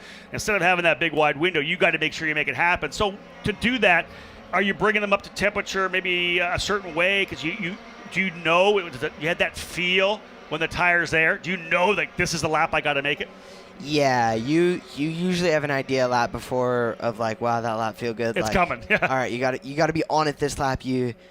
No mistakes, hit your marks, and just take some deep breaths on the straight and focus on doing you. Focus on hitting your marks, and you don't need to do anything crazy, right? You see people improve second and a half in qualifying, and you think about, wow, that's around the whole track. No, it's 10th in this corner, That's maybe it. 10th in that corner, and it's part of the issue sometimes is people go, I need to make up a second and a half in these 3 corners, and you end up overdriving. So when you think about it from the standpoint of you need a 10th here, a 10th there, back it up a little bit and carry that little more speed, helps you do it on the lap. Just a little bit here, a little bit there. You'll get that half a second that you need. But again, we talk a lot about this Road to Indy being about driver development. We develop them working with engineers, a lot with the media as well. We're doing interviews, whatever it may be. But qualifying is obviously a key component of it. And that's why Cooper Tires, we have those tires designed so that you have that little window, that opportunity when they're absolutely perfect. From there, they stay on for the remainder of the race. They'll fall down a little bit, but you'll see drivers sometimes turn the fast lap of the race near the end of the race. Car gets a bit lighter. The tires still have that consistent run. Indeed, that one little peak, though, in qualifying is what really trains these drivers to be able to perform when that 1 lap comes. Joey talked about the fact that at that kind of lap before the car really starts to come in, and this is the opportunity for you to make it happen.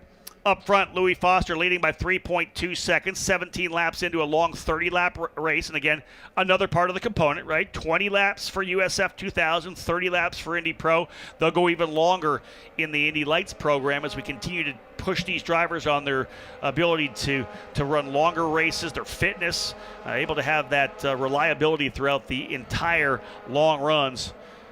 Salvador de Alba doing a tremendous job. He got a win at the Indianapolis Motor Speedway, but that was because of a technical DQ from another driver. He would like to win one on the racetrack. But again, a second-place run here for de Alba, who is kind of working his way up the order right now. He's a little bit behind Josh Green in the points, about 31 points. But, man, he's doing a tremendous job here right now, coming off a third-place finish at Road America, looking for a potential second-place finish here today as he's trying to hold off Nolan Siegel. And you can see it's built a little bit of a gap.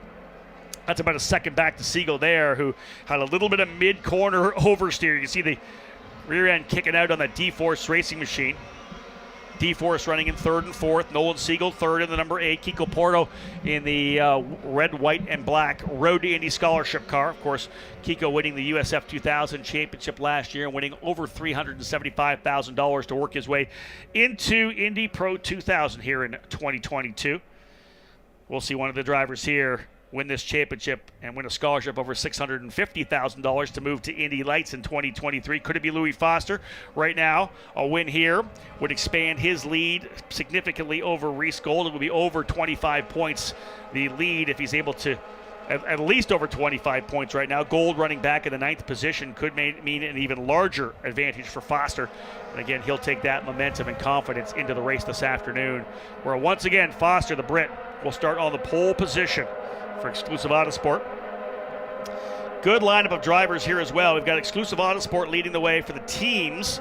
You've got Salvador de Alba with Jay Howard Driver Development, Siegel and Porto with D-Force Racing, Brkacic with with Exclusive, moving over from Jay Howard at Road America. Brkacic, his second race with Exclusive Autosport in P5. And then, of course, you've got Josh Green with Turn 3 Motorsports and Anam Ahmed with Juncos Racing. So 5 different teams right up there in the top 5 and top 7. Field pretty much spread out right now as drivers are settling in. We'll see lap time wise if anybody's picking things up and potentially moving forward. Josh Green again, a 1:19.6. Remember, he got down to the 1:19s early, but was trying to put the pressure here on Brkacic, but he's about 0.6 of a second back. Really one of the fastest drivers on the track right now is Reese Gold. He laid down a 1:19.4 and was actually the second fastest driver on the track behind Foster. So Gold, who is trying to find his way by Jack William Miller, both Gold and Eves finally able to get by the rookie Jordan Missing, moving him down to 11th. So Gold 0.4 of a second behind Jack William Miller, 0.2 quicker last time by. I got to think that's the battle. You see them coming through 4 right now, the red car of Miller and the white, black, and green machine of Gold. That would be for P8. And then in front of Miller is Anam Ahmed, a half a second up the road. That is Gold's teammate at Juncos Hollinger. So that could be the next battle that we see on the racetrack, is again Reese Gold, who we've already seen this year score a couple of wins. One at Barber Motorsports Park, one on the road course at the Indianapolis Motor Speedway. Second on the oval at Indianapolis Raceway Park, 6th and 5th at Road America. Gold's got to get back up onto the podium as he could potentially seeing Louis Foster stretch away a little bit here. Let's see what kind of a run Gold gets coming out of turn number 1. He's got Eves right behind him as well. Last time by, looking at the lap times, Gold did a 1:20.1. See, there he was. He was down to a 1:19.4. And this plays a bit to this racetrack and a bit towards the design of any of these Formula cars. You'll hear it in IndyCar, Indy Lights, Indy Pro, and maybe not quite as much in USF2000, but we talked about it earlier. It's the aero wash. You need to have the air rolling over the wings of the car. That's what it's designed for. You need to have all that air. That's where you get the downforce. Well, when you're behind a car following closely, especially through some of the long, radius corners, you lose the air off the front wing. You're losing all that downforce off the front of the car. And then as you're turning, you get that understeer. You get that push through the corner. When you're pushing, you can't get on the throttle. And Joey, I know you've dealt with this many times before as you've got into this car, this USF2000 car. You don't have that in the F1600. There's no wings, right? It's literally just the car itself. But man, it is big, especially even in these cars here. But when you get behind someone on a long radius corner, it's got to be tough as you're putting more and more wheel into it, and it doesn't want to turn.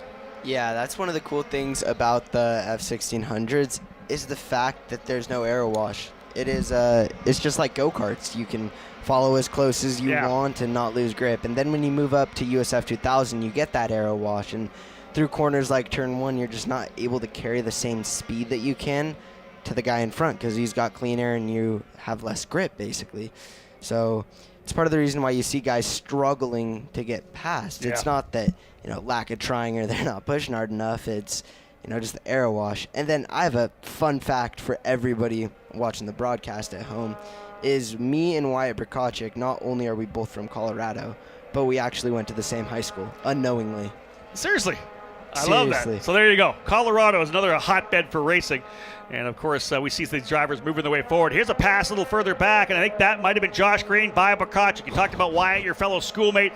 He ends up losing the spot there. Brkachik can go back to 6. Josh Green able to get a good run out of the keyhole. The big run down the straightaway, and that's where the aero wash obviously doesn't play. As long as you can get through the keyhole with maybe a different line, you diamond the corner up a little bit, you're able to get that run down the straightaway. And that's why turn 4 is the optimum passing opportunity. You get the big long run, you use the draft, you can come to the inside, and even if the driver blocks to the inside, you can go to the outside and make it stick because, of course, the next corner is then a left-hander. So if you're on the outside, you got the inside line for turn number 5. So a good job for Josh Green working his way forward. Started 7th, fell back a couple of spots, but he has clawed his way back up into 5th. So Josh Green for turn 3 Motorsport up to P6. And we are continuing to watch the battles throughout this field. Look at that scrap there right now. That is Siegel on De Alba. So Nolan Siegel not done yet for potentially P2. Let's see if he gets a run out of the keyhole here now. 8 laps remaining, and the driver's gone off. That's Jack William Miller overcooking the exit, and Miller's going to lose a couple positions. That is so easy to do coming out of turn number 2. It's an off-camber, downhill corner. You're trying to get on the throttle early because you're leading into the longest straightaway on the racetrack, into that primary passing zone we just talked about. And if you get on it too early and the car starts to get away from you, lose that front end, you can find yourself on the other side of the exit curbing, and that's what happened there. 4 wheels off into the grass for Jack William Miller, so he's very likely going to fall back into potentially the 11th or 12th position. We are looking at the fight P1, though, or rather P2 and P3. It's a 6-second lead again for Foster as he really has things handled here in Indy Pro 2000. He crosses the line as the rest of the field coming through the carousel. But Siegel looks like he's lining up to potentially get by De Alba. But again, that aero wash holds him back through the second half of the racetrack. He's got to get it done in 1. He's far enough back in 1 to be able to carry a lot of speed through there. It's really setting up in turn number 2 to get the job done. That's where it's got to happen. You got to get through the keyhole well and get all that bite on the throttle early now. Look, he's within another length again. Tucks it to the inside a bit. De Alba out a bit from the curbing on the inside. Still has that air coming over the front wing. This time you tuck right back in. You don't want the air on the front wing on the straightaway. Get that full draft. Tucking right by the gearbox. Siegel trying to go by De Alba at the end of the back straightaway. Can he make it happen? This time he does not. Again, gets within a length and a half. And to be honest, Kiko Porto closing up a bit here as well, and maybe even Green.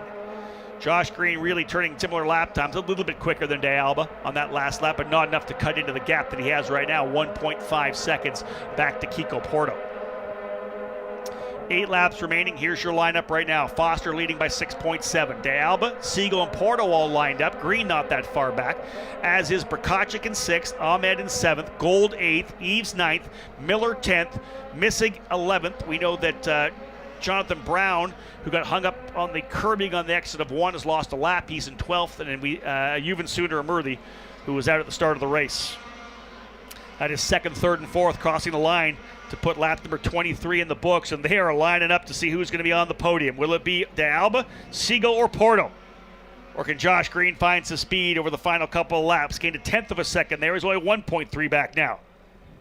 If they start to fight, that could bring Josh Green into the discussion. We'll see how it plays out over the last 7 laps. But the bottom line is this. When you look at the overall championship discussion, Louis Foster, who came into this race with a 19-point lead, potentially able to stretch it away. We'll see how it happens. Another race still to come for Indy Pro. Lots of great racing on track here throughout this day here on Saturday, as we know. Porsche Sprint Challenge ready to come out, still qualifying for Indy Lights. The very top rung of the road to Indy. We watch it very intently in the paddock because obviously these are the young drivers we've had a chance to see over the last number of years in USF2000, Indy Pro, the Christian Rasmussens, Hunter McElroy, Stingray Robb, Jacob Abel. Just go through the entire package. Linus Lundqvist, Benjamin Peterson. It's been great to watch these drivers be part of this road to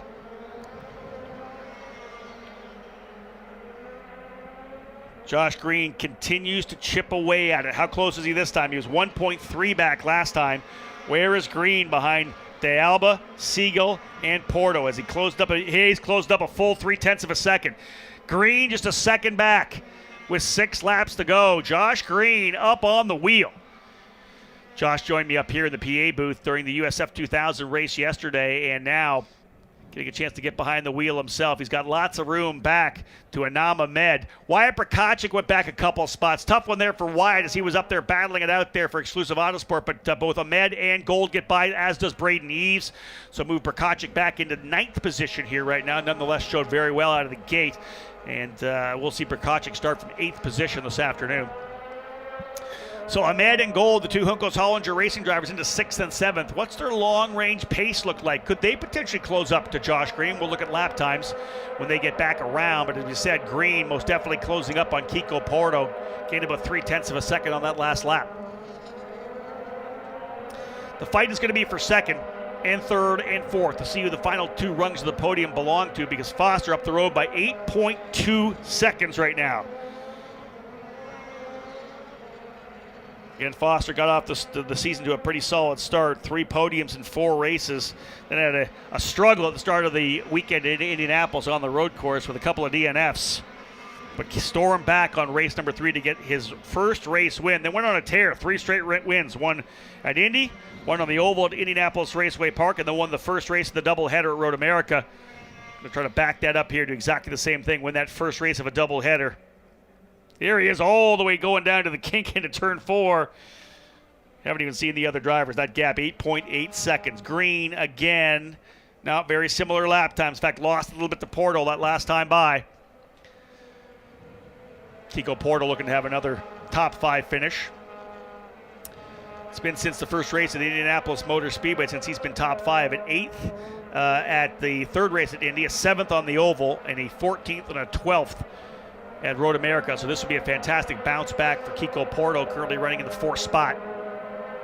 Braden Eves continues to put the pressure on Reese Gold. That's 7th and 8th. Prakacic 9th, Miller 10th. Jordan Missing 11th, Jonathan Brown in 12th, 1 lap down. Good thing for Yuvan Sundaramurthy, was the first driver out of the race over in turn number 2. He'll start the 2nd race of the weekend on the inside of row number 2. It'll be Foster and Porto on row 1. Sundaramurthy and Gold on row 3. Ahmed and Siegel on row 4.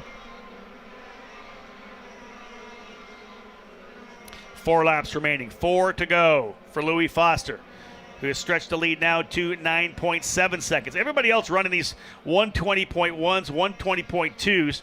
Foster just rolled at a 119.3. His fast lap of 118.9 on lap 18.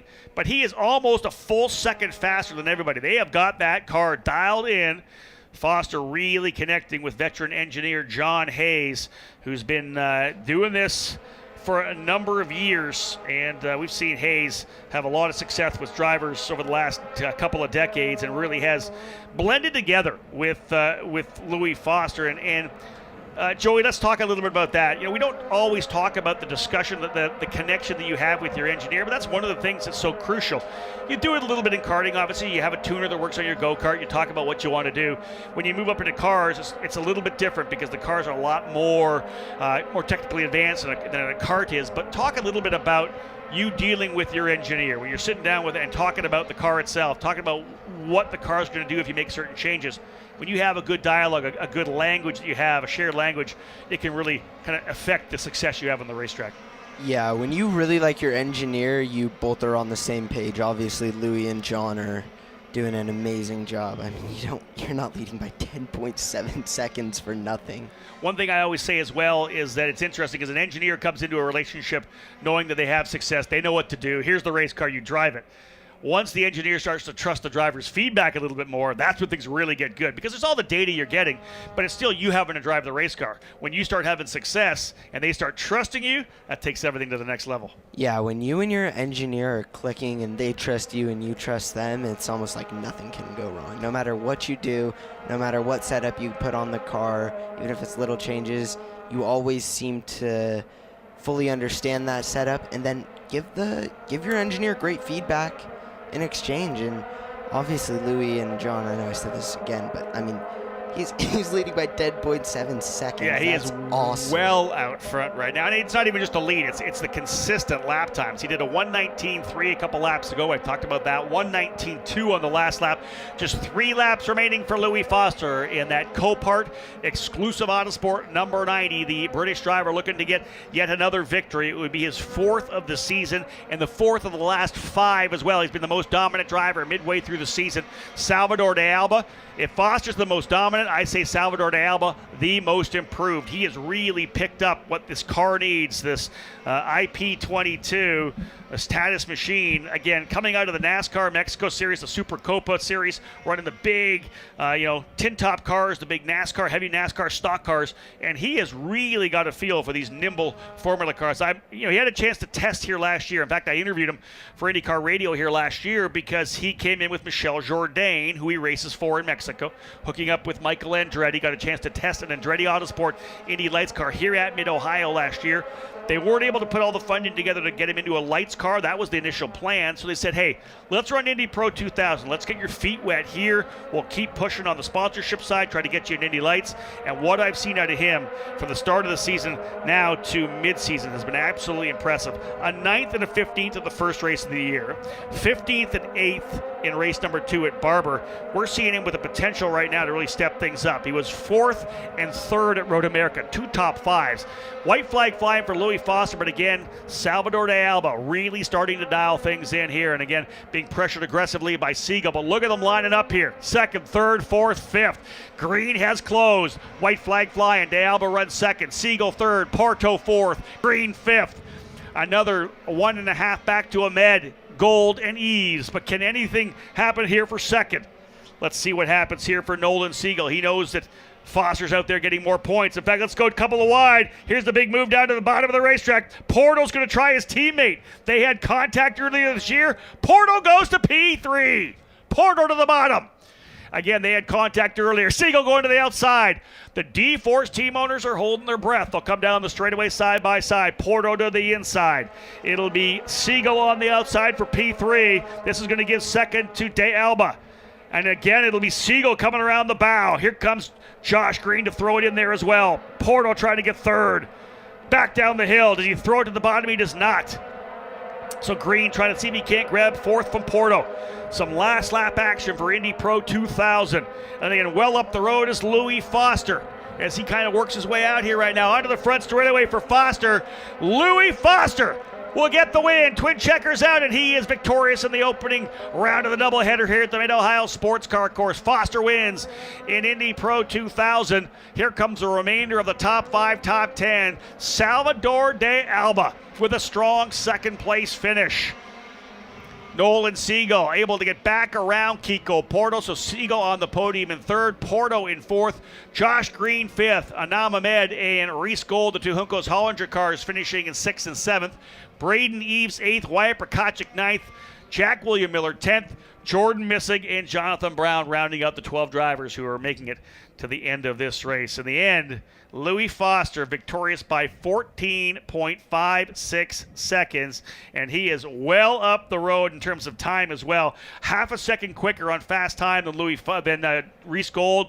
Put a bonus point there as well. That is a perfect day for Louis Foster. 33 points to allow him to extend his championship margin. Salvador de Alba, a tremendous drive to 2nd. Nolan Siegel going to round out the podium in 3rd. He and his teammate Kiko Porto making things a little dicey, a little exciting over the last lap. Siegel able to go back around Porto coming down into turn 4. Porto ends up in 4th. Green 5th. Ahmed, Gold, Eves, Prokachik, and Miller round out the top 10. Joey Brienza, thank you so much for joining me up here, bud. I appreciate it. I look forward to seeing you, number 1, back in the F1600 car, back at Portland in USF2000, and in a full season next year. Yeah, thank you so much for having me. This was a good time. Joey Brienza, again, a young driver from Colorado running for Exclusive Autosport. You'll see him full-time in the series next year. But again, his teammate Louis Foster winning this one. We'll let Joey go and get down to victory lane. There'll be a lot of happy faces down there. Foster, De Alba, and Siegel will be in victory lane. I'll head down there right now. Pass the mic back over to John Phippen. He'll send it down when we're ready. But otherwise, capping off this morning show here on Road to Indy, the app, and of course the Road to Indy TV YouTube channel as well. Stay tuned. We've got the podium celebrations up next.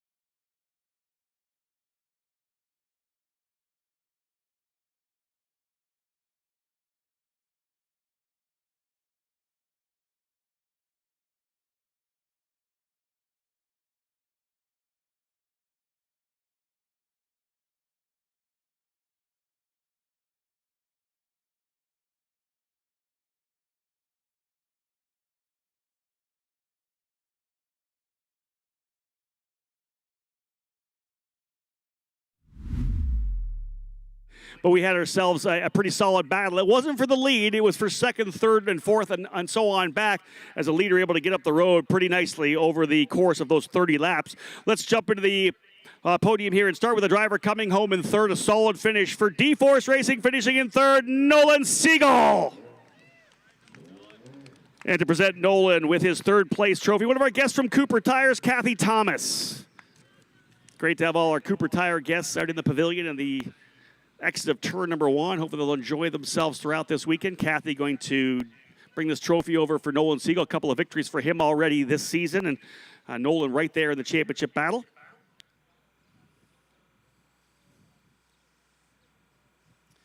Second place run, as I said throughout the broadcast, very likely the most improved driver throughout the season, getting a better feel for this Tatis car coming from the NASCAR Mexico Series and Super Copa program. For Jay Howard Driver Development, another tremendous run, finishing in second place today, Salvador de Alba. Great drive for Salvador. And to present him with his second place trophy, again, one of our guests from Cooper Tires, Barb Orions. Thank you, Barb. We'll bring that trophy into Salvador. Salvador definitely using this result to move himself up the championship battle. He has done a tremendous job. As I said, tested an Indy Lights car here last year and is really dialing things in. But the driver able to get the win today, and it's his 4th win in the last 5 weekends. He's going to extend the point lead for Exclusive Autosport. A round of applause for Louis Foster. Quick chat first, Louis. Obviously, you come in here in an important place. We know this is kind of a turning point in the season normally, starting the second half. You came out of the gate with a couple of poles. You transfer that into a race win. You led by a ton. Overall, it seems like you have a fantastic race car. Yeah, I mean, 100%. Me and John have worked really hard. All the boys are exclusive. Again, I say this every weekend. We maximize what we've got, and it gets the job done. So, again, thank you to those boys. A couple of restarts. Obviously, you had big leads. You lost those. You have to refocus yourself. It seems like the restarts were good. Your laps after the restart, those first circuits were super, super fast. Was the car good when you went back to green? Yeah, I think the car was basically good throughout. I mean, once I'd got off kind of all the rubber off my tires from being out of the safety car, once that kind of weared away, I got the confidence back to where I knew the car was. So, yeah, from then on, we just started pushing, and I built a gap, and then halfway through the race, I think when I was about 6 seconds ahead, I started to cool off the tires, and then at the end, I went for the fastest lap, which I think we got. So you start pole again this afternoon, and I know that no team wants to hear this, but can you make that car any better for this afternoon? Oh, 100%, always. You know, there's never the perfect car. There's, as John says, just the perfect driver. So, yeah, I mean, we'll look at it again. We'll see what the track conditions do. We'll make some tweaks, but, you know, there's nothing major need to be done because the car's amazing. Nicely done. Jump on top here. We'll get that trophy in here again. Louis Foster, tremendous job today. Foster with the win, and we'll bring that trophy in here for him. Elijah, I think, coming up here to help me out here. Indeed, Elijah Craig is going to present him with his first place trophy. Elijah, hop right up there with him. Hop up there on the podium with him. There you go. There you go. Now we're talking. Again, Elijah helping us out here, one of our guests from Cooper Tires. 4 wins in the last 5 races for Louis Foster. We talked about he and engineer John Hayes and how they are clicking right now midway through the season, and they are really getting things done here in Indy Pro 2000. And as I always say, man, can you get the car any better for the second half of the race? And again, as Louis said, it's never a perfect car. You think it's perfect, but one of the things we talked about, too, this track changes so much in terms of just the track itself, temperature-wise, whatever it may be. You know, we're looking at, 76 right now. It was 72 when we started the day. What's it going to be like today when they go racing at 5:55 this afternoon? It could be significantly warmer. It's going to keep heating up throughout the day. A lot more rubber being put down by IndyCar, by Indy Lights, by all the different categories. So even though you have a car that you think was perfect here to start this day and was able to win here in the first 30-lapper, what's it going to be like when this track is so significantly different in the afternoon? So again, wrapping things up here in Victory Lane. We've got a bunch of our guests from Cooper Tires joining us up on here for some photo opportunities. The Porsche Sprint Challenge drivers rolling out here onto the racetrack as well, getting out onto pit lane. Lots more racing for you, of course, throughout this entire weekend here at the Mid-Ohio Sports Car Course. We'll bring the champagne out for these drivers, of course. We're going to do this all over again. Those of you tuned in to the Road to Indy TV app or Road to Indy TV YouTube channel, remember we're doing it all again this afternoon. I think we're looking at right around a 4:45 start for Road to Indy TV with our pre-show this afternoon. We'll see how that all plays out. Got our group from Kids on Track coming in here as well for a photo op down in Victory Lane. Louis Foster, of course, standing on top of the podium, enjoying the spoils of yet another win and an expansion of his point lead over Nolan Siegel in second, who limited the damage with a third-place run. That battle between Nolan Siegel and his teammate Kiko Porto, I'm sure, gave the D-Force team owners a couple of breaths there, because obviously you don't want to see them battling it out, potentially having contact, knowing that Siegel most definitely in a championship fight still.